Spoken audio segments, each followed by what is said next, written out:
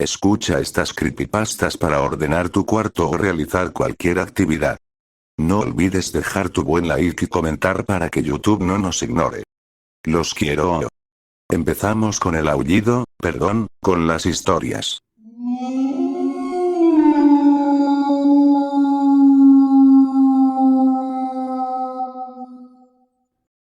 Todo está desapareciendo a mi alrededor.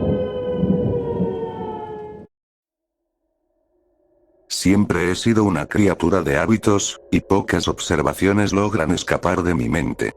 Podrías decir que tengo una forma leve de trastorno obsesivo-compulsivo, pero ¿realmente es algo tan malo? Toda mi vida he podido recordar cualquier evento hasta el más mínimo detalle, todo porque me he obsesionado. Esta habilidad es la razón por la que noté tan rápido cuando el mundo estaba mal. Cuando mis recuerdos ya no coincidían con la realidad que conocía. En cualquier día de la semana, regreso del trabajo. Mis llaves estarán en el bolsillo interno izquierdo de mi abrigo. Abro la puerta del edificio de apartamentos, donde hay un conjunto de casilleros de correo en la pared izquierda. Mi casillero es el número 7, igual que mi apartamento y la cantidad de tenedores que tengo. Después de todo el proceso de entrar al edificio subo las escaleras al primer piso, 11 escalones. Siempre empiezo con el pie izquierdo y termino con el pie izquierdo. Al menos eso creía, porque hace unos días subí las escaleras como siempre. 1, 2, 3, 4, 5, 6, 7, 8, 9, 10. Entonces tropecé. No porque fuera torpe, sino porque ese día peculiar terminé la subida con el pie derecho. Por supuesto que dudé de mí al principio, es humano hacerlo. Para estar absolutamente seguro, volví a contar cada escalón, y efectivamente, solo conté 10, uno menos de lo habitual. Era un cambio menor, pero imposible aún así. Había vivido allí lo suficiente como para conocer cada detalle como la palma de mi mano, pero estaba claro que algo había cambiado. Durante mis años en este edificio he aprendido a no molestar a mis vecinos con mi conducta obsesiva, ellos no eran precisamente del tipo atento a los detalles. Quiero decir, ¿qué adulto saludable cuenta los escalones de sus escaleras? Si te preguntara ahora cuántos rollos de papel higiénico te quedan, ¿lo sabrías? Mi única esperanza era conseguir de alguna manera los planos del edificio donde vivía. No son exactamente públicos en mi estado, a menos que el contratista permita su publicación, cosa que por supuesto no era el caso del mío. Debí pasar horas buscando, lo cual era inusual para mí. Tenía un horario fijo y siempre lo seguía, pero estos malditos escalones me estaban desordenando la cabeza por completo. Definitivamente iba a necesitar una sesión de emergencia con mi terapeuta. Eventualmente tuve que rendirme y acostarme. Coloqué mi reloj de muñeca en la mesa de noche, justo frente a la lámpara, con la carátula hacia mí. Era hora de descansar. La paz es una emoción que rara vez cruza mi alma. Solo cuando empiezo a quedarme dormido puedo experimentar vagamente la tranquilidad de la ignorancia, y una vez que me duermo por completo por fin puedo relajarme. La mañana siguiente comenzó con la comodidad de no saber, esos pocos segundos en los que el cansancio abandona los ojos mientras busco a tientas mi reloj de muñeca. Estaba inexplicablemente ausente. Tenía un recuerdo claro de haberlo dejado en la mesa de noche como siempre, pero efectivamente no estaba ahí. Era posible que lo hubiera tirado al suelo mientras dormía. Así que busqué. Detrás de la mesa, bajo la cama, entre las sábanas, dentro de las fundas de las almohadas, incluso volteé la cama. No estaba en ningún lugar. Tengo varias manías, y soy consciente de que debería trabajar en al menos algunas de ellas, pero en los últimos meses había pasado de lavarme las manos 8 veces y revisar si la puerta estaba cerrada 5 o 6, a tener solo unas cuantas molestias menores durante el día. Todo gracias a mi terapeuta, una mujer brillante. Así que la llamé para intentar programar una cita de emergencia. Estaba al borde de una fuerte recaída y necesitaba hablar con alguien. Estaba ocupada, según su secretaria, pero siendo la doctora atenta que es, tomó el teléfono cuando escuchó quién era y me dijo que podía ir tan pronto como al día siguiente. Aliviado por la idea, me sentí lo suficientemente bien como para ir a la universidad ese día. Salí para subir a mi auto, un modelo usado con capacidades de frenado dudosas, pero un vehículo que amaba de todos modos. Al igual que con mi reloj, el auto no estaba. Mi mente saltó a la conclusión más lógica. Había sido robado, era la respuesta más simple, por lo tanto la mejor. La navaja de Occam. Siendo como soy, tenía toda la información del auto guardada en mi memoria, incluso sin los documentos podía llamar a la policía y reportarlo como robado. Lo hice de inmediato, pero enseguida me informaron que mi placa no coincidía con ningún vehículo existente. Derrotado, me quedé en casa, ni siquiera llamé para reportarme enfermo en el trabajo. El único lugar donde realmente conocía cada detalle, seguramente un refugio seguro para mi mente hecha pedazos. Uno no puede permanecer consciente para siempre. Debido a mi estrés busqué consuelo en el alcohol. Descubrí que mi mente soltaba su naturaleza obsesiva si estaba ligeramente intoxicado, pero aún necesitaba estar mayormente en control. He experimentado con varias sustancias a lo largo de los años, pero la legalidad siempre es un problema. El alcohol era suficiente para ayudarme a dormir. Por supuesto, todo tiene un precio. Mi momento de paz me costó una resaca severa al despertar la mañana siguiente. Siempre he sido un hombre preparado. Una botella de bebida isotónica estaba en mi mesa de noche junto a un paracetamol y un ibuprofeno. La mezcla elimina el dolor de cabeza a la perfección, y la bebida me revitaliza. Después de tomar mi medicación para la resaca y esperar 20 minutos en un estado brumoso, fui al baño. La ducha fue pura tranquilidad. Me limpié, me afeité, me cepillé los dientes y corté mis uñas en los 9 dedos que tenía. ¿9 dedos? Uno había desaparecido sin dejar rastro, ni siquiera una herida. El nudillo simplemente estaba cubierto por piel sana, como si el dedo nunca hubiera existido. Ese fue el punto de quiebre, y solté un llanto silencioso en el suelo del baño durante al menos una hora. Cuando no sé a quién llamar, siempre recurro a mi madre. Ella siempre ha apoyado mi lucha con el trastorno obsesivo-compulsivo, y aunque suelo ser un fastidio, sabía que sería un gran consuelo en momentos tan difíciles. Mi voz temblaba cuando la llamé, casi rompiendo en un llanto completo. Le expliqué con palabras torpes lo que me había pasado durante los últimos 2 días. Guardó silencio por unos momentos antes de responder con preocupación en su tono. Hijo, naciste con solo 9 dedos. Colgué, preguntándome si realmente me había vuelto loco. Tenía una foto mía con mis padres enmarcada en una pared de mi sala, incluso ahí podía ver que no tenía más de 9 dedos en mi mano izquierda. Era hora de mi sesión con la doctora Miranda Green, mi psiquiatra. Sin otro medio de transporte, tuve que tomar el autobús, mi única esperanza después de perder mi auto, aunque era una opción incómoda.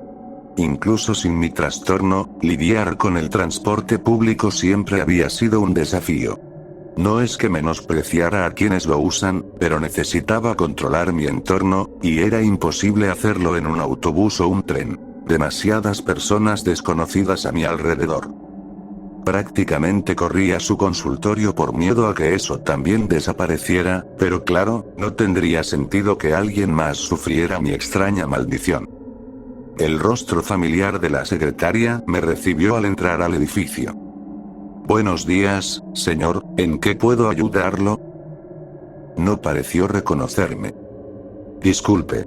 Soy yo, Daniel, he sido paciente aquí durante años. Eso es imposible, he sido la única secretaria desde que abrimos. ¿Qué? Mi voz tembló. Ella parecía casi asustada por mi presencia. Por favor, ¿puede llamar a la doctora Green? Justo cuando dije eso, la doctora entró al edificio con una taza de café en la mano. Doctora Green, es un gusto verla. Disculpe, ¿lo conozco? Ninguna de las dos me reconoció. Me derrumbé ahí mismo en medio del vestíbulo, murmurando cosas incomprensibles sobre lo que me estaba pasando, hacia cualquiera que quisiera escuchar. La secretaria amenazó con llamar a seguridad, pero salí antes de que llegaran. Otra vez, había sido derrotado. Volví a casa, sin revisar el buzón, sin contar si las escaleras tenían 10 u 11 escalones, sin preocuparme por ver si mi apartamento seguía igual. Ya me había rendido. Estaba oscuro dentro de mi apartamento, no se veía nada hasta que encendí la luz, algo extraño considerando que era de día y que tenía muchas ventanas. Me tomó demasiado tiempo darme cuenta. Mi hogar ya no tenía ventanas, habían sido arrancadas de las paredes sin dejar rastro, dejando solo una pared sólida encerrándome. Me dejé caer en el sofá, había olvidado simplemente, o creado falsos recuerdos sobre toda mi vida. Seguramente la realidad estaba en mi contra, no podía ser el único que notara cuando las cosas desaparecían misteriosamente. Me avergüenza admitirlo. Normalmente soy una persona tan lógica y atenta. Las ventanas habían desaparecido, y quién sabía cuánto faltaría para que ya no hubiera forma de escapar de mi apartamento. La idea me atravesó con una oleada de adrenalina. Corrí hacia la puerta, con la esperanza de huir de mi pesadilla, pero aunque mis intenciones eran buenas, el momento era terrible. La puerta ya había sido borrada de la existencia. Encerrado sin esperanza de escapar, recurrí a mi única opción, llamé a la policía.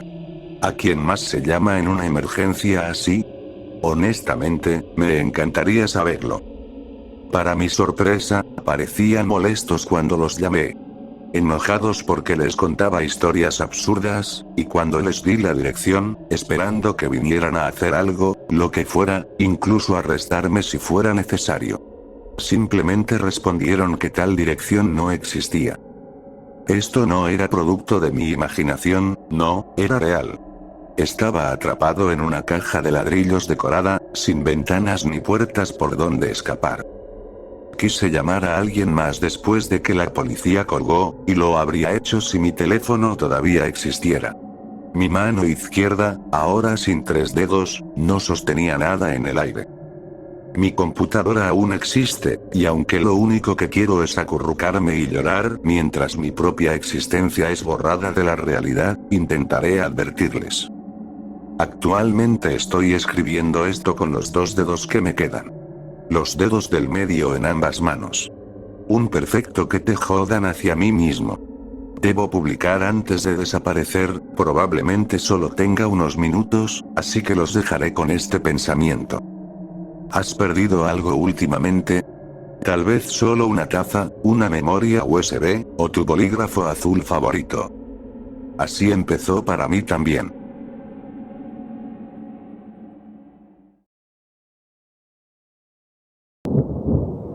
Me encantan sus ojos.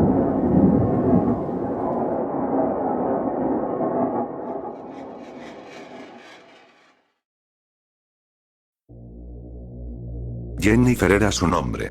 Era joven, mucho más joven que yo. Yo tengo 35 y ella tenía 21. Era inteligente, pequeña, y sinceramente parecía una diosa griega. Pero lo que más me gustaba de ella eran sus ojos.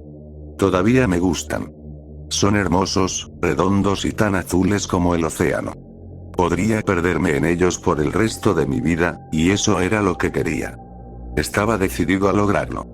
Solo tenía que fijarse en mí primero.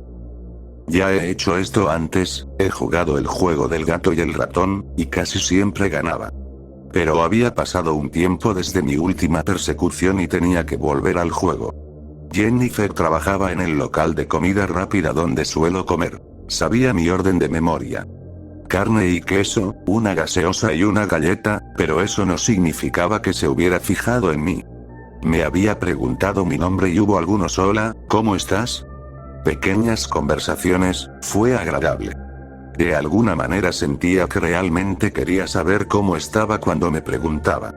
Llamé al trabajo fingiendo estar enfermo para poder planear cómo iría ese día.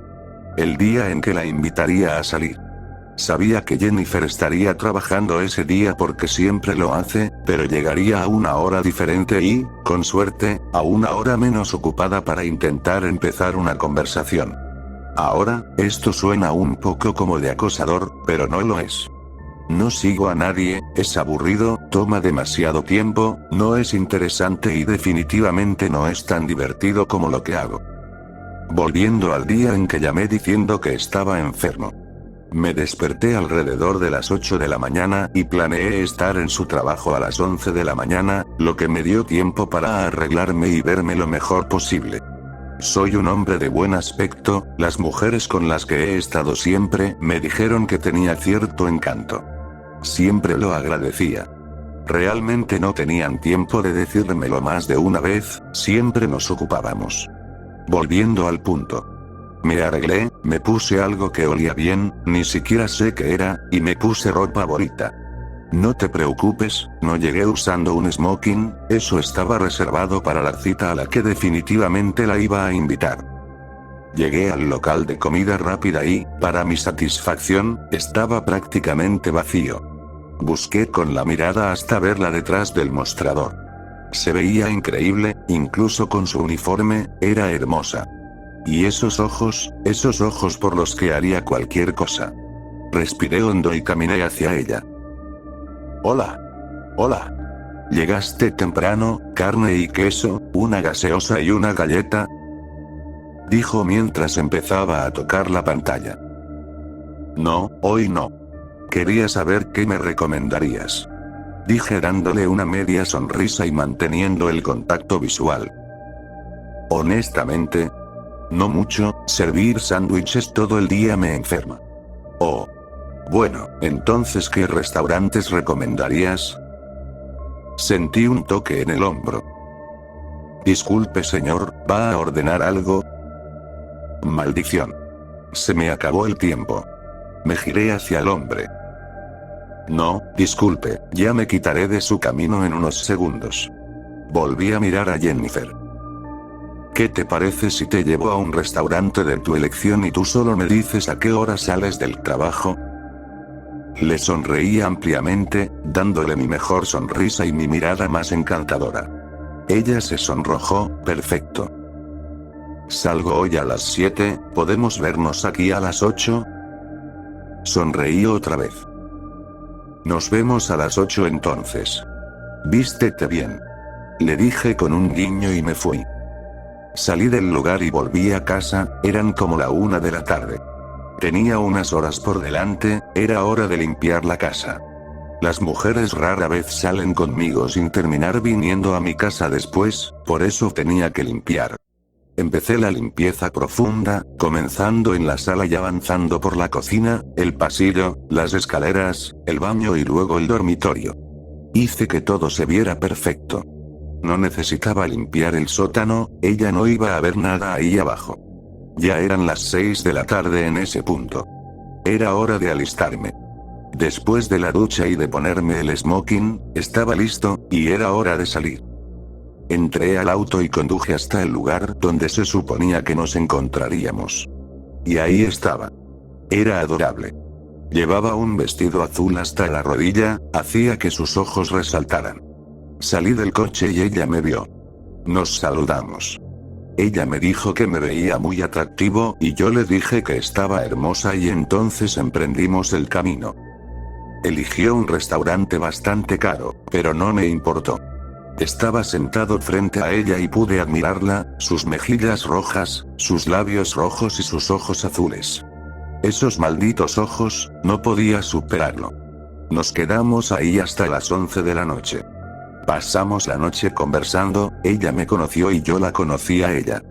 Me levantaba ocasionalmente para pedir bebidas. Ella pidió vino tinto y yo pedí lo mismo, pero mucho menos, yo manejaba esa noche, no podía arriesgarme.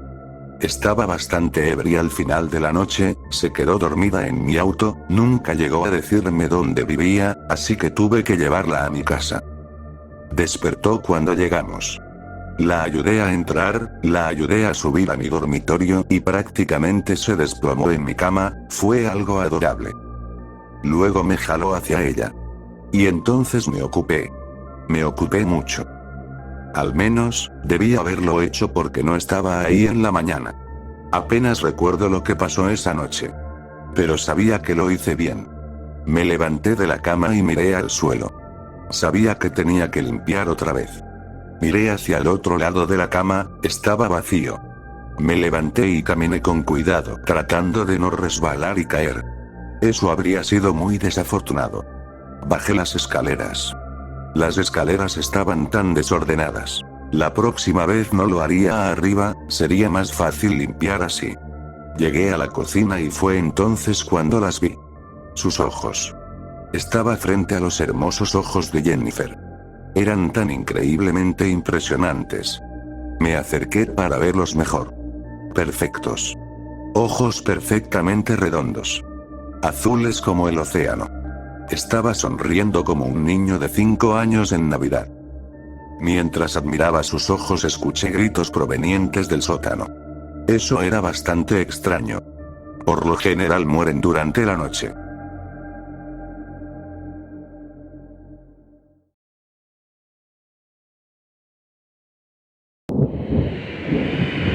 Hamacas extremas.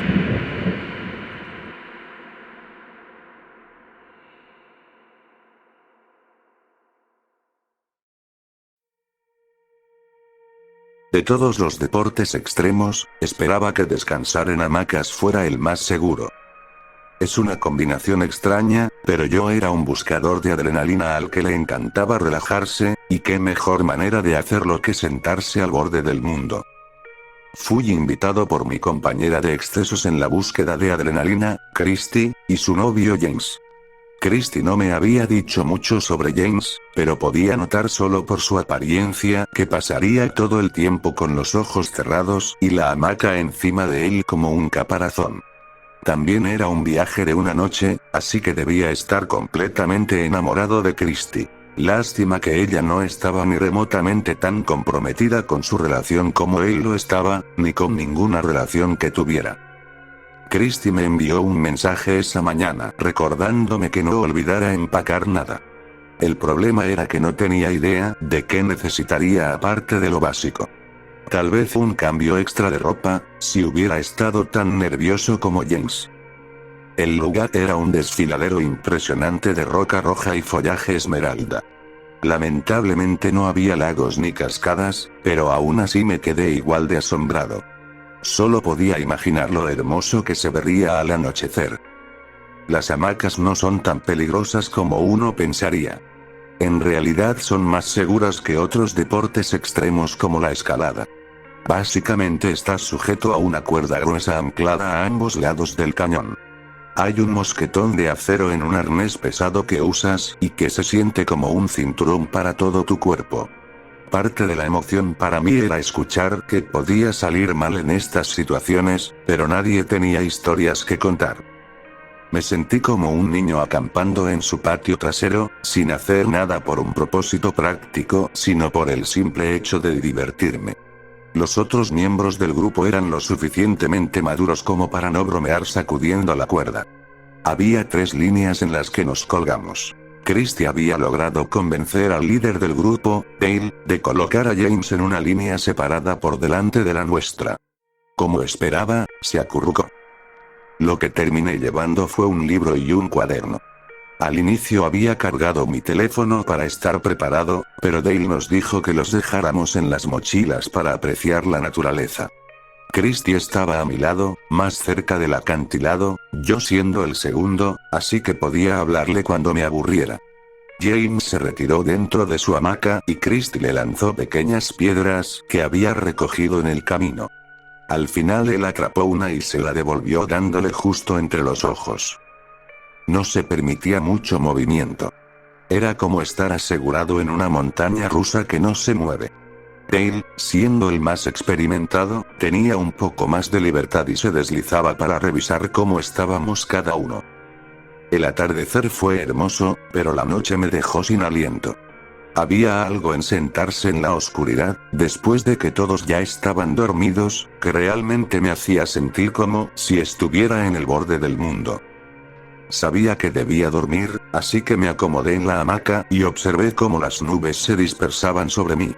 Una brisa soplaba libremente sobre mi piel, haciendo que mi sudor se enfriara, y fue entonces cuando noté que el balanceo suave de la hamaca tuvo un pequeño salto, como si se hubiera quitado un peso de encima. Con cuidado, me incorporé para averiguar qué había causado la interrupción.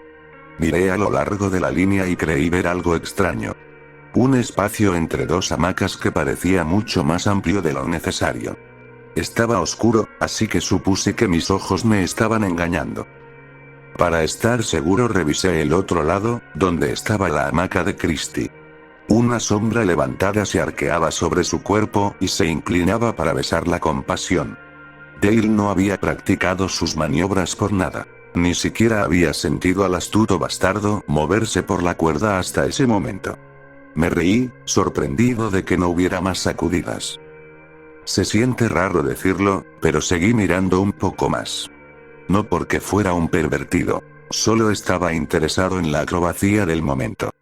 Dale pasó mucho tiempo rozando lo que parecía ser su cuello, pero luego echó su cabeza hacia atrás, para tomar aire presumiblemente, y escuché las vértebras crujir fuera de lugar. Entre sus dientes sostenía un pedazo de material fibroso, y cuando volvió a inclinarse parecía más que estaba masticando que besando. El peso volvió a caer de la cuerda. Una correa de la hamaca de Christie se rompió, mordida, y colapsó hacia un lado. Christie giró fuera de ella, enredada en las correas de su arnés de seguridad, que la detuvieron con una fuerza que casi la asfixió.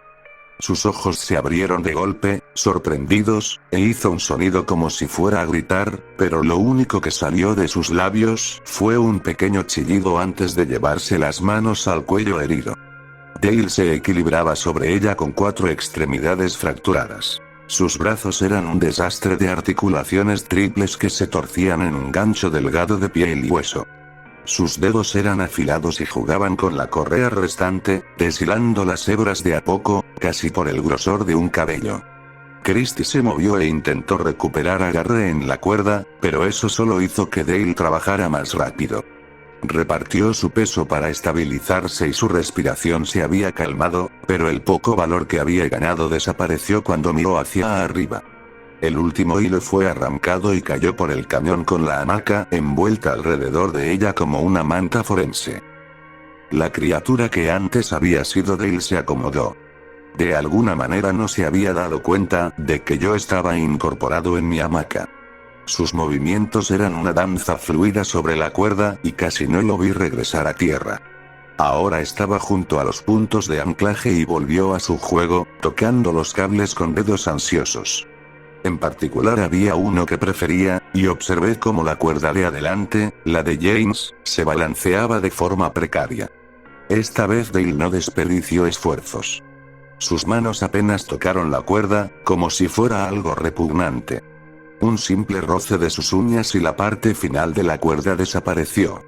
La cuerda se quebró y la línea cayó en un arco enorme que terminó contra la pared del acantilado. No hubo tiempo para que James despertara, solo la sensación desagradable de caída distorsionando su subconsciente. Tal vez en su sueño creyó que Christie le estaba jugando una broma y que el arnés lo detendría antes de caer demasiado, pero en realidad había sido reducido a un capullo de carne y sangre. Quedó una mancha miserable en la roca donde impactó. Por un momento solo pude mirar la mancha de James y pensar en lo frágil que era el cuerpo humano, pero eso duró solo hasta que miré hacia donde Dale había estado y vi que se había movido. La línea que sostenía mi hamaca temblaba, sacudidas violentas recorriendo el cable. Una mano huesuda descansaba sobre mi punto de anclaje y sus dedos jugueteaban con el cable. El resto de Dale estaba oculto en las sombras. No había mucho que pudiera hacer para evitar que soltara mi cuerda, pero llevé mi fuerza al límite y sacudí el cable. Se deslizó y se movió dentro y fuera de su agarre. La mano se retiró a la oscuridad y luego salió otra vez con el resto de la figura de Dale, y se arrastró hacia mi línea, acercándose y acelerando. Los equilibristas tienen una gracia constante, pero Dale corría por la cuerda sin esfuerzo. Normalmente se usan guantes porque las cuerdas pueden causar desgarros por fricción, y yo podía ver el cable cortando las extremidades de Dale. Hice que la línea se inclinara de forma más brusca, pero era como si Dale pudiera predecir sus movimientos. Llegó hasta mi hamaca. Su piel delgada estaba casi completamente desgarrada y dejaba expuestos ligamentos musculares que sujetaban su cuerpo. Uno de sus pies se desplazó para apoyarse sobre la correa de la hamaca y yo instintivamente puse mi mano para protegerla de que fuera dañada. Dale no prestó atención a eso y su pie mutilado cayó con fuerza, luego giró sobre su propio eje y arrancó 2 capas de piel. Retiré mi mano de inmediato, pero mi meñique y mi anular quedaron atrapados debajo, como un cable eléctrico rígido arrancado a la fuerza de su toma. Dale, casi excitado por mi dolor, se inclinó más cerca e intentó envolverme con sus largos brazos. Lo único que conseguí fue empujarlo ligeramente para mantenerlo a raya. Cuando empujé sentí rasgos extraños ocultos bajo la delgada capa de membrana que formaba su piel. Mi mano se hundió dentro de su pecho, en algo húmedo, y al retirarla saqué un ojo que ahora era una pasta goteante pegada a mis dedos. Sangre tibia roció hacia abajo cuando mi otra mano cortó una fila de dientes que crecían en su antebrazo, romos pero duros. Dientes humanos. Distraído por la agonía de la herida abierta, no había notado que uno de los brazos de Dale había alcanzado mi cintura y cortado el mosquetón. Todo el peso de mi cuerpo cayó de golpe. La hamaca se volteó hacia un lado, arrojándome fuera, y me aferré con mi mano cubierta de fluidos. Dale no se había transformado en la criatura sin mente que pensé al principio. Aún conservaba su inteligencia, y ver cuánto lo disfrutaba me enfermó. Levanté las piernas, asegurando una alrededor del cable y la otra chocó contra una masa de hilos de carne que sostenían su mandíbula al pómulo. Su mandíbula se desencajó, pero apenas tuvo efecto en él. La luz del sol atravesó el cielo cuando las nubes se abrieron y el amanecer se deslizó por la esquina. Dale se puso atento de repente y todo su cuerpo se tensó. Yo aún intenté golpearlo, aunque ya no me prestaba atención. Su postura se contrajo hasta una posición baja y volvió a recorrer la cuerda, moviéndose arriba y abajo mientras se alejaba. Quedé suspendido a miles de pies en el aire con un mosquetón roto y fibras desgarradas de la hamaca. Nuestros teléfonos seguían en las mochilas que habían quedado en el acantilado. Me aterraba la idea de no poder contactar a nadie, pero aún así me emocionaba la oportunidad de apreciar la naturaleza sin distracciones. Había una radio portátil, pero la última vez que la vi estaba sujeta al cinturón de Dale. Grité a los otros miembros del grupo pidiendo ayuda. Nadie respondió. Sus hamacas se mecían solo por el empuje del viento, como ataúdes de tela colgados en una cuerda de tender ropa. El cuerpo de James fue recogido esa misma tarde. El punto de anclaje del otro lado seguía atado, dejando su cuerpo colgando en el aire, y Dale regresó para arrastrar la cuerda detrás de un grupo de arbustos en sombra. Todavía había sangre goteando de la herida del impacto y dejaba un rastro sobre las rocas detrás de él. El día pasó y lo único que tenía para distraerme era este cuaderno. Ráfagas fuertes atravesaban el aire y amenazaban con hacerme caer de la hamaca. Como último recurso até pedazos de mi camisa alrededor de mis manos y me preparé para desplazarme por la cuerda. No es una tarea fácil como muestran las películas. El ascenso libre es un último recurso incluso para la mayoría de expertos porque requiere una resistencia absurda. La línea ha vuelto a sacudirse, vibraciones profundas viajando por el cable, y empieza a hacerse evidente que la resistencia no será el mayor problema.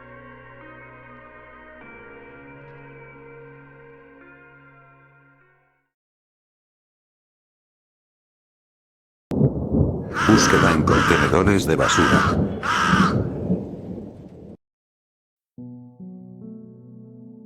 Cuando mis padres me echaron de casa a los 18, yo ya había sido ascendido a gerente de tienda en nuestro 7-11 local. El dinero no era muy bueno, pero yo era cuidadoso y había ahorrado lo suficiente para alquilar una habitación en un edificio de departamentos de ladrillo rojo en mal estado. Las instalaciones eran compartidas. Una cocina, 2 lavanderías y 4 baños. Había muchos encuentros incómodos, y todos nos conocíamos por nombre. Detrás del edificio teníamos un área de basura general con 2 contenedores grandes, cerrados detrás de una puerta enrollable que abríamos con un llavero electrónico. Estaba sacando mi basura una noche, llavero en mano, pero la puerta enrollable estaba abierta. El edificio era viejo y siempre algo se rompía, así que no le di importancia. Estaba por abrir la tapa del contenedor cuando noté una luz brillando desde dentro. Alguien estaba ahí, moviéndose entre los residuos. Podía escucharlo masticando y comiendo. Los tiempos eran difíciles, y no era raro ver personas buscando comida desechada en los contenedores. Dejé mi bolsa de basura en el suelo del área de desechos y me alejé en silencio. Debía ser suficientemente humillante hurgar en basura, y no quería hacerlo sentir avergonzado. Todos estamos intentando salir adelante. Mientras regresaba al interior, una de mis vecinas, una mujer de mediana edad llamada Miriam, estaba mirando alrededor afuera y llamando. Bella. Bella era el nombre de su pequeña pomerania. La perrita era muy bien educada y muy amigable, siempre caminando hacia cualquiera y volteándose para que le acariciaran la barriga. Me acerqué con cuidado. Disculpe, ¿necesita ayuda? Estoy bien, gracias. Respondió. Luego, como si se diera cuenta de que su tono sonó brusco, añadió. Dave, ¿recuerdas a mi ex esposo Dave? Pasó a recoger su ropa, pero el idiota dejó la puerta abierta y ahora Bella salió. Sí recordaba a Dave. Las paredes del edificio eran delgadas, y 2 veces pensé en llamar a la policía cuando las discusiones se salieron de control. Siento oír eso. Quizá cuando amanezca ella reconozca mejor el lugar y regrese. Estaré atento. Gracias, Curtis. Subí las escaleras hacia mi unidad, con la mente pesada por la inquietud del día. Buscando calmar la ansiedad creciente, encendí un cigarrillo de marihuana, un intento de tranquilidad que se sintió totalmente insuficiente. Al exhalar lentamente, el constante ruido de los contenedores me recordó lo fácil que podría haber estado yo en la misma situación. La noche siguiente, me quedé hasta tarde cubriendo el turno de un compañero y volví a casa exhausto. Miriam estaba conversando con una de las señoras mayores, Elena, mientras esperaban que terminaran los ciclos de la lavandería. Tenían la nariz arrugada y parecían buscar algo. ¿Qué pasa? ¿Hay una fuga de gas? Pregunté. Elena señaló una rejilla cerca del techo. Creemos que algo murió ahí. Tal vez una rata. Me acerqué. El olor era abrumador. Dios, qué terrible. Ya lo reporté a mantenimiento, aunque dudo que aparezcan pronto. Miriam suspiró. Yo todavía estoy esperando que me respondan por la puerta del contenedor. Quise preguntarle si había encontrado a Bella, pero ya pasaban las 10 de la noche, y sabía que quedaría atrapado en una conversación muy larga. Así que me disculpé. Después de cenar algo rápido en el microondas, noté algo de fruta vencida en la parte trasera del refrigerador. No quería que se echara a perder y apestara mi departamento, así que la llevé directamente a los contenedores afuera. Como mencionó Miriam, la puerta enrollable seguía trabada. Y ahí estaba el olor. Fuertes ráfagas de algo parecido a carne echada a perder. Quizá por eso presté más atención. Alguien había retirado los tornillos de la parte superior de la puerta para que al cerrar se golpeara contra ellos y no pudiera bajar. Tomé nota mental de reportarlo y abrí la tapa del contenedor para tirar mi basura. En cuanto la levanté, el olor me golpeó. Era tan fuerte que mis ojos ardieron y se llenaron de lágrimas. Miré dentro. Huesos. Muchos huesos. Vértebras, una caja torácica, un pequeño cráneo con colmillos afilados y restos de pelaje todavía en el hocico. Pedazos de carne y pelo en descomposición adheridos a ellos. Retrocedí, a punto de vomitar. ¿Qué le había pasado a ese pobre animal? Era difícil identificar qué era, pero parecía una pequeña mascota de casa. No podía dejarlo así. Fui a llamar a administración, pero algo plateado y brillante llamó mi atención. Un collar para perro con un nombre grabado. Bella. Ven aquí, niña. Gritó Miriam desde la puerta frontal. Mi pulgar se quedó inmóvil sobre el botón de llamada. Tal vez era mejor que Bella no fuera encontrada. Al menos así Miriam podría aferrarse a la esperanza de que Bella escapó a un lugar mejor, en vez de quedarse en un sitio donde todo se estaba pudriendo.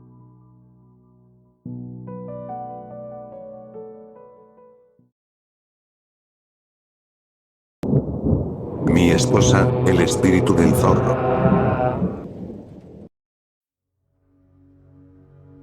Había pasado aproximadamente un año. Ese era el tiempo transcurrido desde que Jessica murió. Ella fue, y sigue siendo, el amor de mi vida. Pensé que el tiempo sanaría mis heridas, pero en su lugar les arrojó sal con cada momento que me vi obligado a pasar sin ella.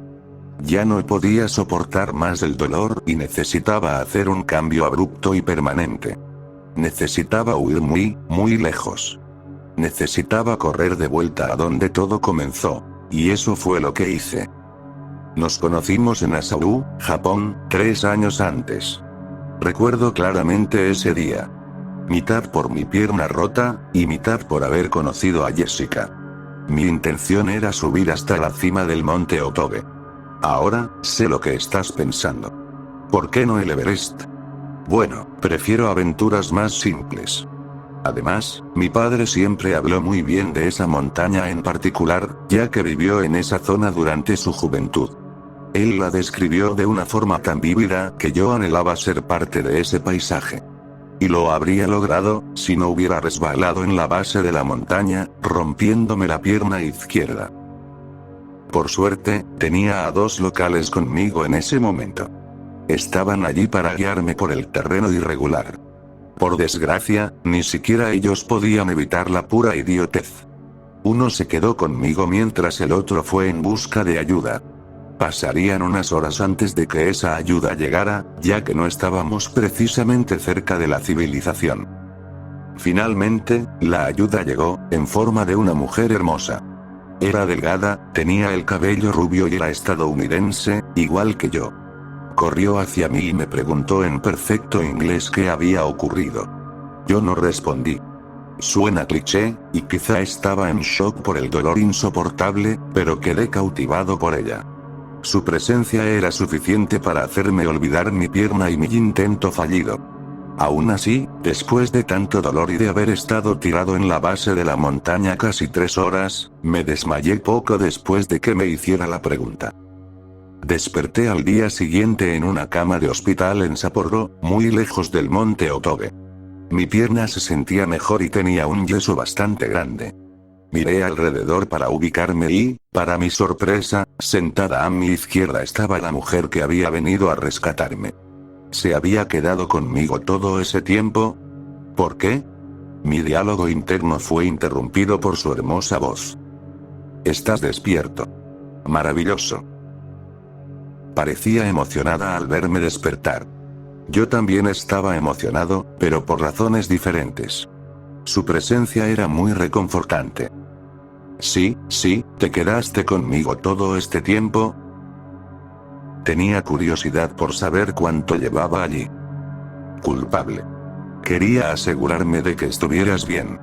Soy un poco aprensiva. Bueno, gracias. Me alegra que te quedaras.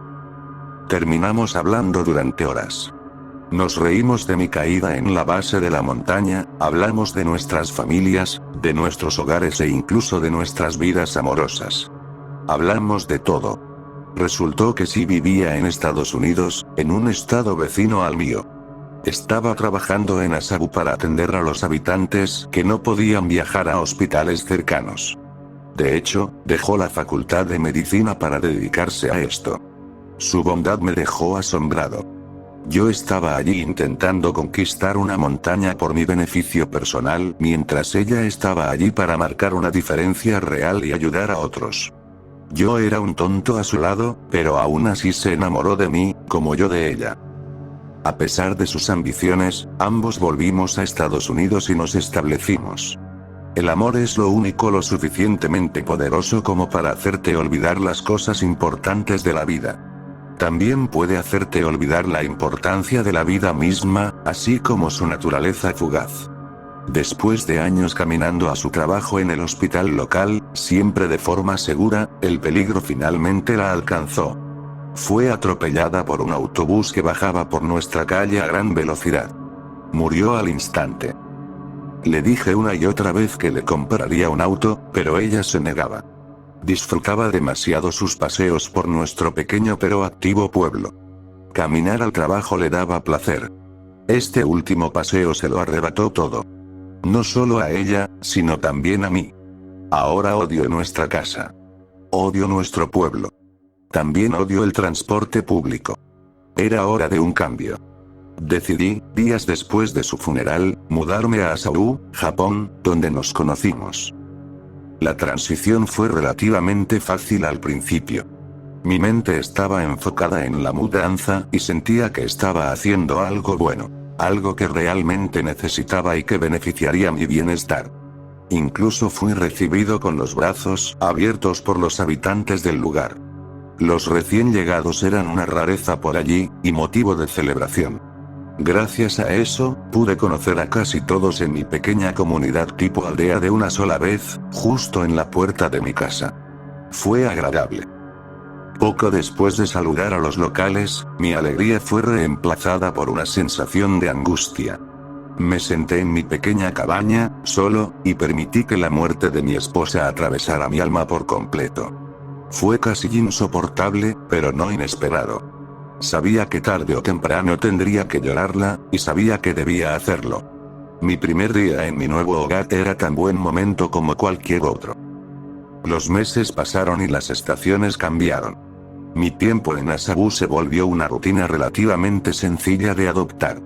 Las cosas estaban un poco mejor, pero aún no eran lo mismo sin Jessica. Sabía que nunca lo serían. Seguí adelante, consciente de que esto era probablemente lo mejor que tendría. Sin embargo, durante una caminata nocturna de regreso del pub local, mis pensamientos cambiaron radicalmente. Seguí el resplandor de los postes de luz mientras caminaba de vuelta a casa desde el bar. Los contaba a medida que avanzaba. No era una condición obsesiva ni nada parecido, solo algo que comencé a hacer para pasar el tiempo. También me ayudaba a llevar el control de la distancia entre el pub y mi casa. Había exactamente 37 postes a lo largo del camino, separados por unos 6 metros entre sí. Cuando llegaba al poste número 18, sabía que estaba aproximadamente a mitad de camino. Sin embargo, la noche en cuestión no llegué tan lejos. Llegué al poste número 11 y vi algo que me detuvo en seco. Algo que no podía comprender. Allí, a unos 6 metros de distancia, junto al poste número 12, había una figura oscura. Sin duda era una mujer, pero no podía distinguir sus rasgos. Me detuve por lo extraño del encuentro. En todos los meses que llevaba viviendo en Asahi, jamás había visto a nadie durante mis caminatas nocturnas. Nadie utilizaba los caminos por la noche. No había un alma fuera a estas horas más que yo. Estaba desconcertado. Mientras pensaba en silencio, la mujer dio un paso hacia la luz. Fue entonces cuando mi mandíbula cayó. La mujer no era otra que mi esposa, Jessica. ¿Pero cómo? Era imposible. Vi su ataúd mientras lo bajaban a la tierra. Pero allí estaba, con toda su antigua belleza, mirándome desde el camino. Fue tan surrealista, no puedo explicar del todo cómo me sentí, pero si alguna vez has perdido a alguien importante, quizá puedas imaginar el nudo que tenía en el pecho. Ni siquiera tuve la oportunidad de reaccionar correctamente antes de que hablara. Ben. No entendía lo que estaba pasando, así que naturalmente quería respuestas. Jessica. ¿Cómo es esto posible? No estás viva. Esto no puede ser real. Ben. Repitió la misma súplica, sin inmutarse ante mi desconcierto. Ben, te necesito. Una vez más, extendió su mano hacia mí, como si necesitara mi compañía. No sabía qué decir o qué hacer, así que solo me quedé ahí, asombrado y confundido. Mientras la miraba con total incredulidad, desapareció frente a mis propios ojos. ¿Qué demonios? Estaba viendo cosas. Atónito, y sin querer caminar ni un paso más en la dirección en la que había estado, corrí de regreso al pub. Necesitaba hablar con alguien. Al llegar a la entrada del pub, tropecé al atravesar la puerta, apurado y lleno de miedo. Mis amigos seguían allí y notaron mi llegada. Me senté con ellos y de inmediato les hablé sobre la muerte de mi esposa, algo que jamás había contado. Ninguno me interrumpió mientras hablaba. Luego continué explicando lo que había ocurrido en mi camino a casa. Esperaba que al menos uno hiciera una broma sobre lo borracho que debía estar, pero todos permanecieron en silencio. Yo también guardé silencio, esperando una reacción.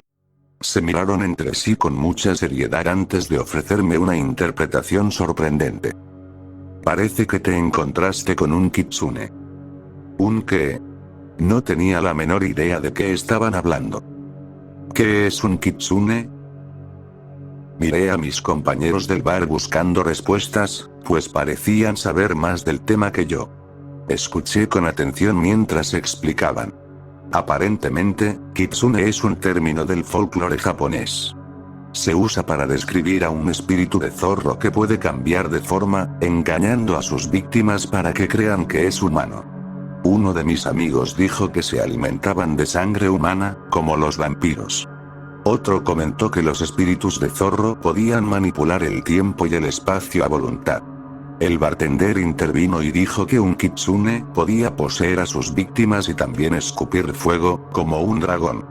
Sus opiniones variaban, pero coincidían en una cosa. Todos los kitsune tienen cola. No pueden esconderla, ni siquiera después de transformarse. Esa sería la forma de identificarlo si alguna vez se cruzaba conmigo de nuevo. Pasé un rato más en el pub hablando sobre el kitsune antes de irme. No sabía exactamente qué creer al retirarme. Nunca había dado mucho crédito a lo sobrenatural, pero parecía ser la única explicación. Lo que había visto era o el fantasma de mi esposa, o un espíritu de zorro tratando de atraerme hacia alguna trampa. Tras llegar a casa después de un camino menos agitado, decidí investigar un poco. Me quedé despierto toda la noche en la computadora con la esperanza de resolver el misterio. Descubrí que los kitsune suelen tomar la forma de una mujer hermosa para atraer a sus víctimas hacia la noche. Esto coincidía con mi encuentro. Sin embargo, no encontré nada sobre que tomaran la forma de un ser querido fallecido. Eso me hizo pensar que tal vez había sido el fantasma de Jessica. Claro, también existía una tercera posibilidad. Quizá, internamente, no estaba afrontando su muerte tan bien como creía. Tal vez me estaba volviendo loco lentamente, viendo lo que quería ver. Algo que no estaba ahí. No lograba inclinarme hacia ninguna de las posibilidades. Sin importar cuál fuera, olvidarlo parecía lo más sensato. Días, semanas, meses e incluso años pasaron desde aquella noche en que vi a Jessica en el camino. Mis amigos no volvieron a preguntarlo, y yo tampoco volví a mencionarlo. Quería olvidar, y lo hice. Seguí caminando por las calles de noche, pero nunca la vi. A veces pensaba en lo que pasó, pero como un pensamiento fugaz, nada más. Obsesionarme con eso habría sido fácil en mi estado de duelo, así que dejé que mi mente se alejara del tema. Casi había borrado el recuerdo por completo, hasta la noche en que volvió lentamente a la superficie. De regreso a casa después de otra noche en el pub, conté los postes de luz como siempre hacía. Al llegar al número 11, la vi otra vez. Al principio solo era una silueta, pero sabía que era ella. Estaba de pie exactamente donde estuvo la primera vez, años atrás. Me aterrorizó igual que entonces. ¿Pero por qué? ¿Por qué esperar tanto para regresar? Estaba convencido de que no me estaba volviendo loco. Un lapso tan grande sin incidentes no tenía lógica. Tenía que ser un fantasma o un kitsune. Antes de poder reflexionar más, ella dio un paso hacia la luz y habló. Ven. Me quedé quieto y en silencio, sintiéndome seguro a la distancia. Te necesito. Tienes que seguirme. Comenzó a moverse en mi dirección. Ya no me sentía seguro. Tal vez era mi enorme curiosidad, o quizá estaba en shock, pero no pude moverme ni un centímetro para ayudarme. Durante su caminar elegante, continuó hablando. ¿No es esto lo que quieres? ¿No te hago feliz? Sus palabras no me afectaron, pero de alguna manera su belleza me mantenía cautivado. Podemos estar juntos otra vez. Dio su último paso hacia mí, quedando justo frente a mí. Ahora podía ver cada uno de sus rasgos. Llevaba el mismo vestido en el que fue enterrada. Esto me provocó un escalofrío. Lo ignoré y seguí observando.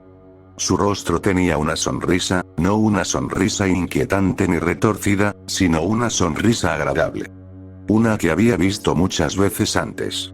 Tal vez sí era mi Jessica. La miré de arriba a abajo varias veces.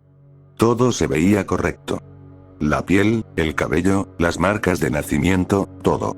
Ni un cambiaformas podría imitar detalles tan exactos. Abrió la boca y habló de nuevo. Ven. Ella se dio la vuelta y comenzó a caminar hacia adelante. Miré hacia su espalda y noté algo que confirmó mis sospechas. No había cola. Si antes no estaba convencido, ahora sí lo estaba. Después de todo, esta era mi Jessica. No podía creerlo, pero me obligué a hacerlo. Ella estaba allí, o al menos su espíritu lo estaba, y finalmente podríamos estar juntos otra vez. No me importaba a dónde me llevara, mientras se quedara. Me sentía feliz sin límite alguno. Seguí a Jessica en una marcha eufórica, aunque confundida. Comenzó a caminar por el camino que yo normalmente tomaba para llegar a casa. Sin embargo, después de un rato, giró. Esto eventualmente nos llevó al bosque cercano. Nunca había ido tan lejos, ni siquiera saliéndome de los senderos habituales. Aún así, no me importaba. Mi esposa estaba conmigo una vez más, y eso era lo único que importaba. En el borde del bosque, Jessica se detuvo. Mirando hacia los árboles, me habló. ¿Vendrás conmigo? La seguiría hasta los confines de la tierra, así que no había necesidad de hacer esa pregunta. Por supuesto, Jessica. Te seguiré a cualquier lugar. Te amo. Ella permaneció completamente inmóvil unos momentos antes de responder. Bien. Entonces podemos comenzar. Iba a dar su primer paso dentro del bosque, cuando noté que algo salía de la parte trasera de su vestido. No supe qué era al principio, pero al seguir observándolo me di cuenta de que era peludo. Entonces comprendí que era una cola. Una maldita cola. Esta no era mi Jessica. Era un kitsune. Empecé a retroceder, sin saber cómo proceder. ¿A dónde vas? Dijiste que vendrías conmigo. Dijiste que me amabas. El kitsune dio un paso fuera del bosque y se dio la vuelta. Volví a sentir miedo de ella. Aún así, me mantuve firme. No voy a ningún lado. Tú no eres mi esposa. Fui firme con mis palabras, aunque carecía del valor para respaldarlas. Te arrepentirás de esto. El kitsune ya sabía la revelación que había tenido. Observé con horror cómo su cabeza se transformaba de la de mi hermosa Jessica a la de un zorro. La transformación fue grotesca y profundamente perturbadora de ver. El resultado final fue una cabeza de zorro desproporcionadamente grande sobre lo que todavía parecía ser el cuerpo de mi esposa. No sabía cómo reaccionar. Probablemente debí haber huido, pero seguí mirando cómo el espíritu maligno intentaba devorarme, por decirlo de algún modo. Abrió la boca más de lo que uno podría imaginar, revelando una multitud de dientes afilados, así como algunas extremidades que parecían tentáculos. Además de esto, un aura de energía negra en espiral rodeaba ahora su cuerpo. Fue entonces cuando sentí la succión. Podía sentir cómo me arrastraba hacia el kitsune. Comenzó lentamente, pero rápidamente se volvió más fuerte. Intenté al menos mantenerme en el lugar, pero no era una tarea sencilla. Todo lo que podía ver en mi campo de visión era arrastrado hacia adelante. La hierba, las rocas y la tierra eran arrancadas por esa ráfaga monstruosa. Incluso algunos árboles cayeron debido a ella. Era como una tormenta, una como nunca había visto o sentido antes. Sabía que sería el siguiente en ser arrastrado si no actuaba rápido. Logré darme la vuelta y empezar a luchar contra ello. Caí al suelo y clavé mis uñas en la tierra. Gateé contra el viento, esperando tener aún una oportunidad de escapar. Cada vez se hacía más difícil, pero de alguna manera seguía avanzando. Finalmente, sentí como la tensión cedía. Fue como salir a la superficie después de estar bajo el agua. Había escapado del alcance del zorro. Estaba libre. Corrí y corrí, esperando que el espíritu no me siguiera. Eventualmente llegué a casa. Entré tambaleándome, jadeando, y cerré la puerta con llave detrás de mí. Corrí las cortinas, aseguré las ventanas y me encerré en mi habitación. Me oculté allí durante unas horas antes de finalmente quedarme dormido. No recordaba haberme acostado, pero sí recordaba que el cansancio empezó a superar al miedo. Quedar inconsciente era inevitable. Durante mi siesta improvisada, soñé. En mi sueño vi a Jessica. Estábamos en París, al parecer, ya que podía ver la Torre Eiffel a lo lejos. Ella siempre había querido ir allí, pero nuestro tiempo juntos se terminó antes de poder hacerlo. Al menos en mis sueños todavía podíamos viajar por el mundo. Se veía tan feliz. Sabía que era un sueño, pero aún así sentía que realmente estaba allí conmigo. Caminamos por las calles de París tomados de la mano. No intercambiamos palabras. De hecho, no había ningún sonido en mi sueño. Noté esa ausencia, pero no le quitó nada a la experiencia. Ocasionalmente Jessica me miraba con esa hermosa sonrisa suya, feliz de haber cumplido uno de sus deseos. Yo también era feliz. Lamentablemente, la felicidad es una emoción temporal. Mientras el sueño continuaba, Jessica notó un carrito de vendedor en la calle. Estaba atendido por un hombre mayor. Nos hizo una seña para que nos acercáramos. Jessica, emocionada, me tomó de la mano y me llevó hacia el carrito. Al observar más de cerca, noté que el vendedor estaba vendiendo canarios en pequeñas jaulas. Me pareció extraño, pero era mi sueño, así que ¿quién era yo para juzgar? De la nada, un zorro saltó sobre el carrito y tiró una de las jaulas. Cayó al suelo y se abrió. El zorro tomó el canario en su boca y huyó. Jessica quedó devastada. La expresión en sus ojos fue una mezcla de tristeza indescriptible y sorpresa. Aunque solo fuera un sueño, sentí la necesidad de hacer algo. Corrí detrás del zorro tan rápido como pude. De alguna manera logró mantenerse delante de mí. Seguí corriendo hasta que finalmente llegamos a la base de la Torre Eiffel. Allí se detuvo. Justo en ese momento, mi sueño recuperó el sonido. Escuché todos los ruidos de la ciudad a la vez. Miré a mi alrededor el mundo que mi mente había creado. Era impresionante. Volteé hacia el zorro, pero había desaparecido. En su lugar estaba Jessica. Me miraba con una expresión profundamente perturbada. Por primera vez en mi sueño, habló. «¡Sálvame!». Apenas terminó de decir esto, un autobús llegó desde su izquierda y la atropelló a gran velocidad. Fue igual que su muerte en la vida real. Quedé paralizado. Justo cuando una sensación de inquietud extrema me invadió, desperté. Apenas recuperando la conciencia, me di cuenta de que había un golpe muy fuerte en la puerta de mi habitación. No estaba solo. El estruendo continuó unos segundos más antes de detenerse. Escuché la voz de Jessica cuando lo hizo. «Déjame entrar. Seremos felices otra vez». Con un último golpe fuerte, la puerta se abrió de golpe, revelando detrás de ella a esa monstruosidad con cabeza de zorro. Avanzó hacia mí con una velocidad alarmante y me agarró del cuello. Me sostuvo contra el cabecero de mi cama y abrió la boca. Podía sentir cómo me volvía a atraer. Podía sentir su energía.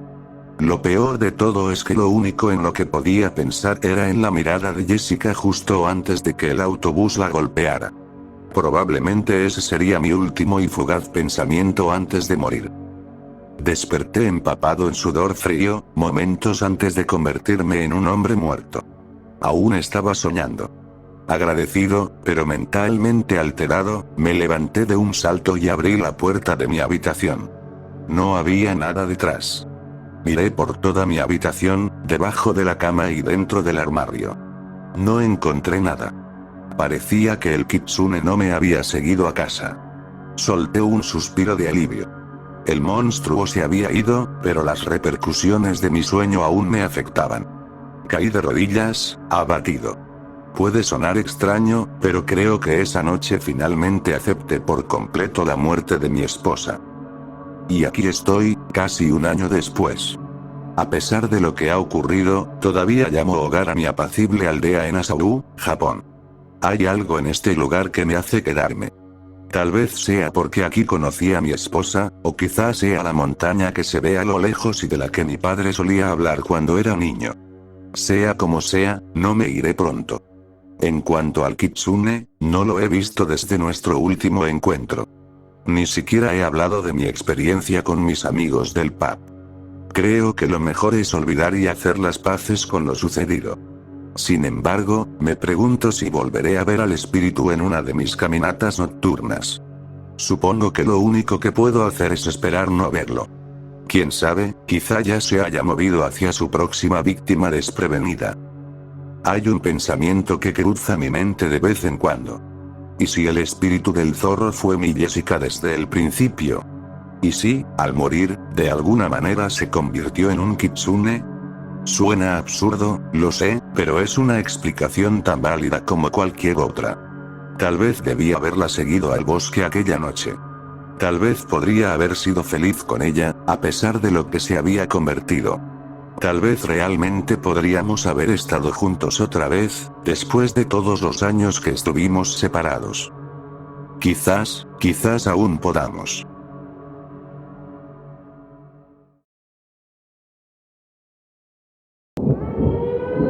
La posada embrujada.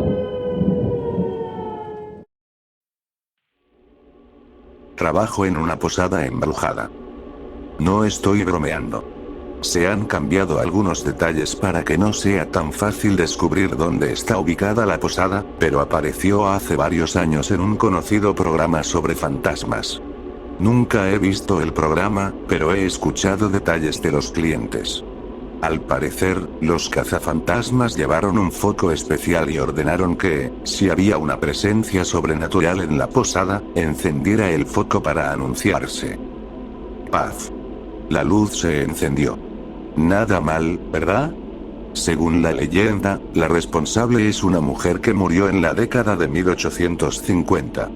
La encontraron brutalmente asesinada en la habitación 6, con profundas y sangrientas marcas por todo el cuerpo. El médico de aquel tiempo declaró que eran autoinfligidas, y la muerte fue catalogada como una mujer desequilibrada que se quitó la vida. Los meseros del restaurante contiguo, donde trabajo como bartender, reciben preguntas de turistas curiosos todo el tiempo, y un par de ellos aprovechan eso al máximo para conseguir propinas. Oh, no, yo no he visto al fantasma, pero he visto puertas abrirse frente a mí y platos caer de los estantes. Por suerte, yo no tengo que lidiar con eso. La gente entra al bar para beber, y dejan el chismorreo a los clientes del restaurante obsesionados con los fantasmas y su falta de sentido común.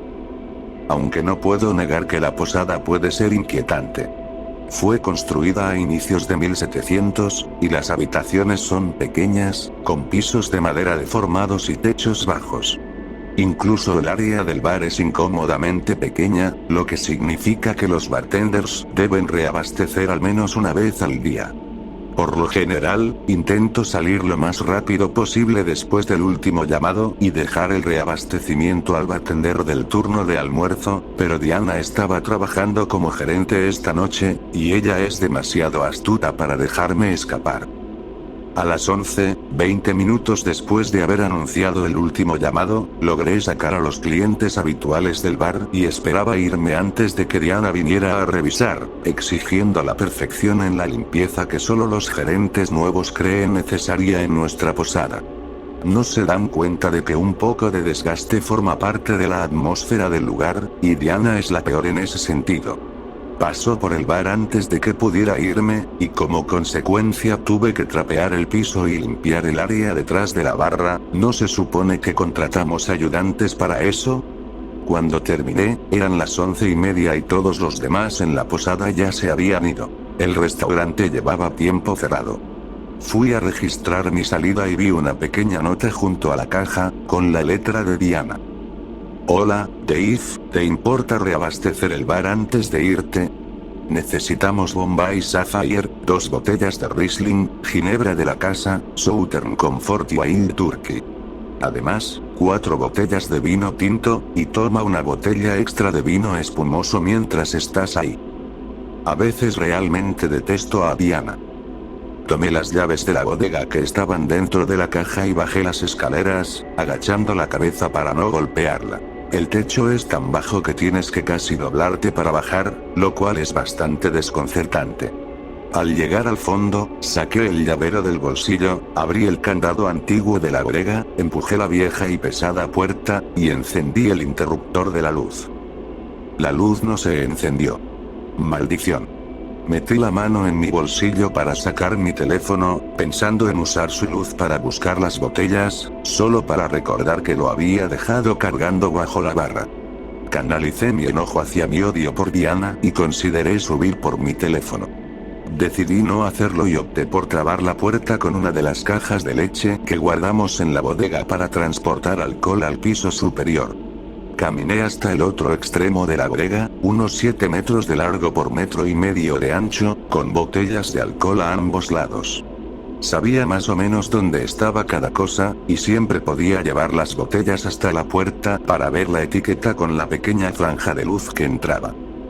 Mientras avanzaba hacia el otro extremo de la bodega, la luz proyectada en la pared empezó a encogerse. Me giré de inmediato, y vi la puerta cerrarse de golpe. Maldición.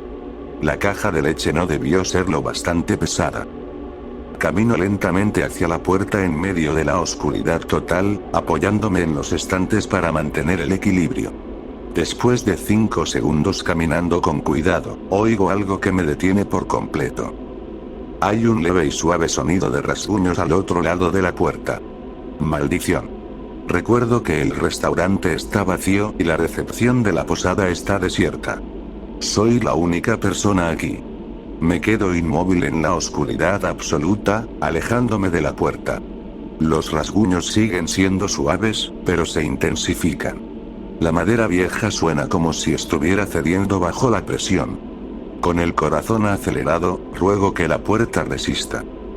Después de unos segundos, los rasguños desaparecen. Agudizo el oído, esperando escuchar algo alejándose, pero no oigo nada. Para estar seguro, retrocedo un par de pasos, con la intención de quedarme en la bodega hasta que parezca seguro. Mientras permanezco en la oscuridad total, escucho crujidos. La posada es demasiado antigua para identificar el origen exacto. Al principio pienso que vienen de fuera de la puerta, pero luego los escucho encima de mí, también. Están en todas partes. El crujido es fuerte, más fuerte que cualquier otro que haya escuchado allí. Resuena por toda la bodega oscura. Maldición. Tengo que salir de aquí. Reúno valor, me acerco a la puerta y la empujo con fuerza, esperando no ver a alguien parado ahí con un cuchillo. Cuando abro la puerta, lo que veo es incluso peor. O, mejor dicho, lo que no veo. El exterior de la bodega está tan oscuro como el interior.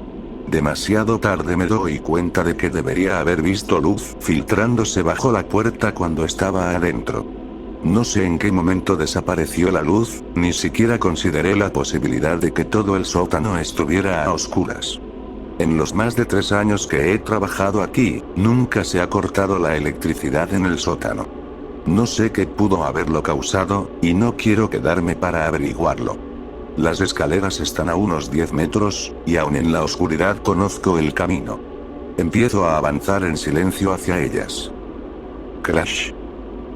Un fuerte estruendo metálico rompe la oscuridad, y un dolor intenso se enciende en mi pierna. Mi corazón pasa de rápido a frenético, y por un segundo creo que es el final. Luego me doy cuenta de que acabo de tumbar una de las bandejas de metal vacías que usamos para el desayuno. Maldición. Ya no tiene sentido intentar ser silencioso. Aprieto los dientes y me preparo para correr hacia las escaleras. Cric. Esta vez, el crujido viene directamente de las escaleras. Me lanzo al piso y empiezo a arrastrarme lejos de la bandeja, tratando de retroceder más profundamente en el sótano. Las escaleras vuelven a crujir, cada vez más fuerte. Algo está bajando hacia el sótano. Pienso en la leyenda de la mujer en la habitación 6, con esas marcas profundas. Por primera vez, me pregunto por qué la historia se enfoca en ella, cuando claramente el verdadero misterio es lo que la mató. Trago saliva. El ruido parece retumbar dentro de mi cabeza. El crujido se detiene, pero mis ojos no se adaptan. La oscuridad es absoluta. Al menos el dolor en mi pierna disminuye. Empiezo a valorar mis opciones. En realidad, mi única opción es correr hacia las escaleras. Probablemente todo esto sea solo mi imaginación, resultado de un tipo cansado obligado a trabajar tarde. Repito eso en mi mente, pero no logro creerlo. No importa. Avanzo lentamente hacia una posición para correr, apuntando hacia donde sé que están las escaleras. 3, 2, 1. Me lanzo hacia adelante, buscando salir del sótano y encontrar un lugar seguro. Después de 2 pasos, choco contra algo suave.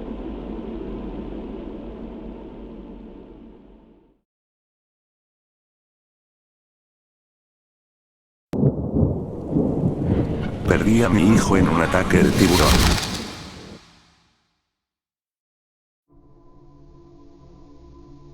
Hace aproximadamente un año fue el cumpleaños número 18 de mi único hijo. Una pequeña reunión con unos pocos invitados.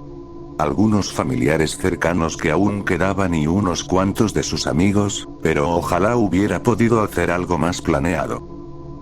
Solo cumples 18 una vez. Repetían los familiares mayores. Verás, nunca fui alguien que se emocionara mucho con los cumpleaños. En mi familia nunca les prestaron mucha atención. Pero mi esposa Mary, por el contrario, era la indicada para eso. Fue organizadora de bodas durante muchos años, así que créeme, sabía cómo preparar una fiesta.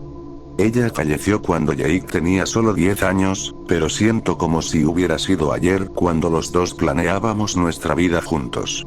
Venía de regreso a casa una noche desde su oficina cuando un conductor ebrio la chocó. Según el oficial en la sala de espera del hospital, fue un choque frontal. Los doctores salieron poco después y dieron la noticia.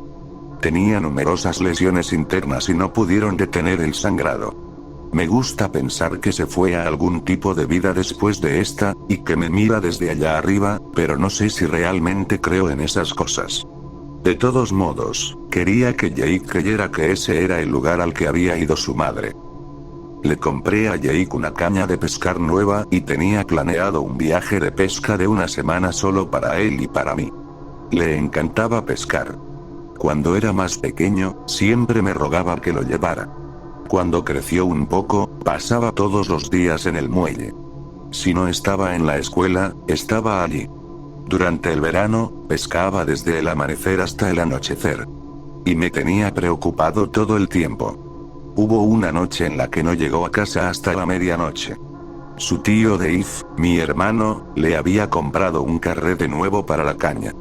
Dave y yo éramos igual que Jacob cuando éramos jóvenes. Locos por la pesca.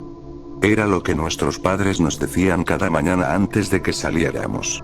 Dave se había mudado tierra adentro por trabajo unos años antes de que Jane naciera, así que no habíamos pescado juntos en mucho tiempo.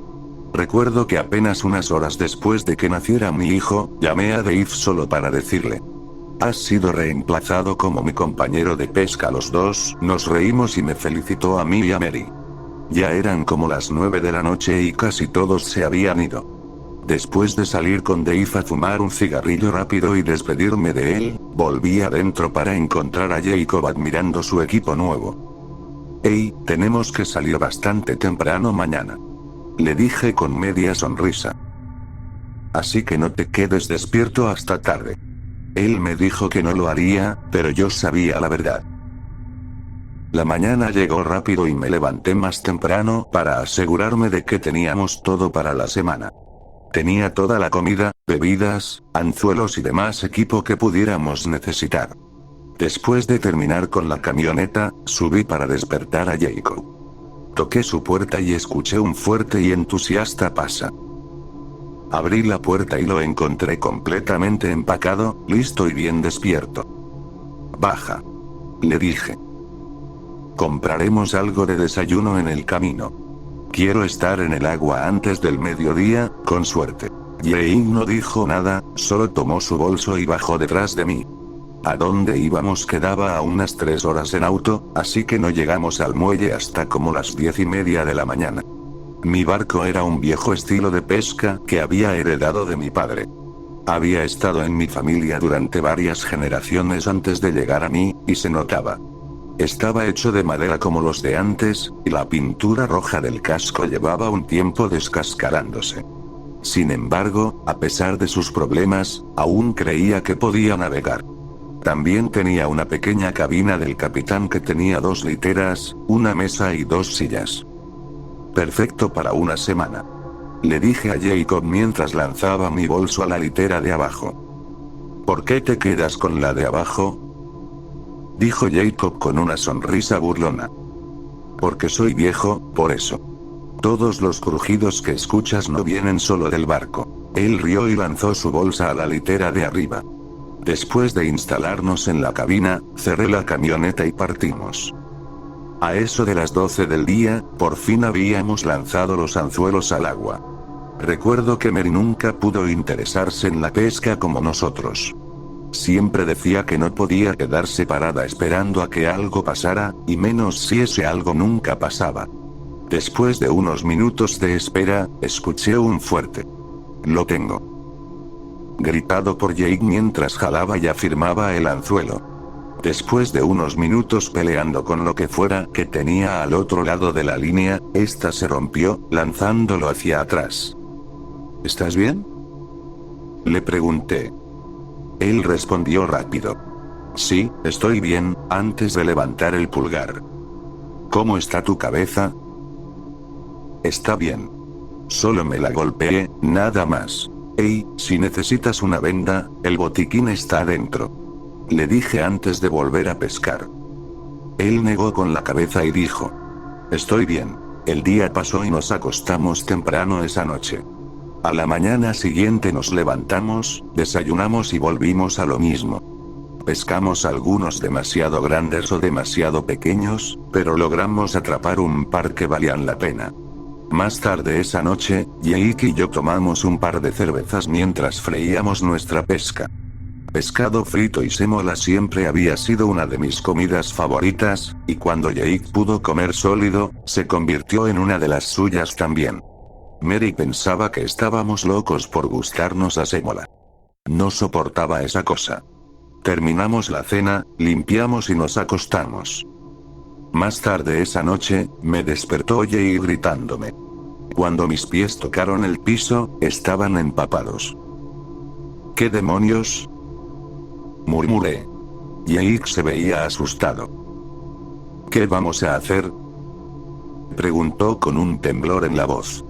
Le hice señas para que me ayudara a levantarme y, después de orientarme, pasé por el agua para buscar mi linterna y revisar la hora. 1:20 de la mañana. Salí de la cabina y subí a la cubierta. Una de las tablas del casco principal había cedido, dejando entrar agua a un ritmo constante. En cuanto vi el daño, supe que no íbamos a llegar a tiempo antes de que se hundiera. Después de calmar un poco a Jake, intenté encontrar la balsa salvavidas. ¡Maldición!, grité. No la encuentro. Sabiendo que tendríamos que nadar de regreso, tomé lo que pudiéramos salvar y entramos al agua. Todo estará bien, hijo, le dije sabiendo que le aterraba el agua de noche. Solo tenemos que volver a la orilla y estaremos bien. Una vez en el agua, nos alejamos rápido del naufragio para asegurarnos de no ser arrastrados. Después de que mi barco se hundiera por completo, lo cual no tardó mucho, comenzamos a nadar hacia la costa. A unas 2 horas de nado, Jake volvió a entrar en pánico y su respiración se aceleró. Papá susurró. Creo que escuché algo. Miré a mi alrededor, pero estaba demasiado oscuro para ver sin luz de luna. Sigue avanzando, Jake, y respira profundo. Todo estará bien, le dije para tranquilizarlo. ¿Podría ser un tiburón?, preguntó. No es nada, le dije, repitiendo. Solo sigue nadando. Apenas media hora después, algo grande nos golpeó. El impacto me lanzó hacia atrás, y cuando entendí lo que había pasado, empecé a gritar el nombre de Jake. Hubo un silencio largo e inquietante. Los segundos se sintieron como horas, y no estoy seguro de cuánto tiempo estuvo bajo el agua. El silencio se rompió con un grito desgarrador viniendo de Jake al salir a la superficie. Mientras nadaba con todas mis fuerzas hacia él, lo único que escuchaba era su grito. Creo que me está comiendo papá. Y, por favor, haz que pare, vuele. No existe droga ni alcohol que pueda borrar esos recuerdos. Su grito va a atormentar mi mente hasta el día en que muera. Cuando por fin llegué a él, pude sentir algo grande colgado de su cuerpo. Supe en ese momento que era un tiburón. Pude sentir su piel áspera como papel de lija, pero aún estaba demasiado oscuro para distinguir de qué tipo. Escuchaba cómo crujían los huesos de la pierna de mi hijo mientras empezaba a golpear a ese monstruo que lo devoraba. Con cada crujido del cuerpo de mi hijo, él soltaba otro grito agonizante. Podía oler el hierro de su sangre mezclado con el agua salada. Con cada golpe, mi ira hacia esa cosa crecía. Después de varios minutos tratando de salvar a mi hijo, Jake soltó un último grito de agonía antes de ser arrastrado de nuevo bajo las olas. Una vez más, grité su nombre. Supliqué y rogué al monstruo que me devolviera a mi hijo y que me tomara a mí en su lugar. Después de horas flotando en el oleaje y maldiciendo a la bestia, finalmente encontré el camino de regreso a la costa. El sol apenas salía cuando pisé tierra. Miré mi camisa, que alguna vez fue blanca, ahora manchada de rojo con la sangre de mi hijo. Caí de rodillas y lloré ahí durante lo que se sintió como días. No pude comer durante semanas después de volver a casa. Ni siquiera pude llamar a alguien para contar lo que había pasado. Después de llamar a mi hermano y darle la noticia, vino a quedarse conmigo unos meses mientras yo lloraba por mi hijo. Como dije al comienzo de esta publicación, ha pasado aproximadamente un año. Sin embargo, el dolor, los recuerdos, los pensamientos y los gritos siguen vivos. No sé cómo voy a seguir adelante fuera de lo que he estado haciendo. Beber y fumar para soportarlo. Espero que esta historia le llegue a alguno de ustedes y, más importante, que valoren cada momento con sus seres queridos.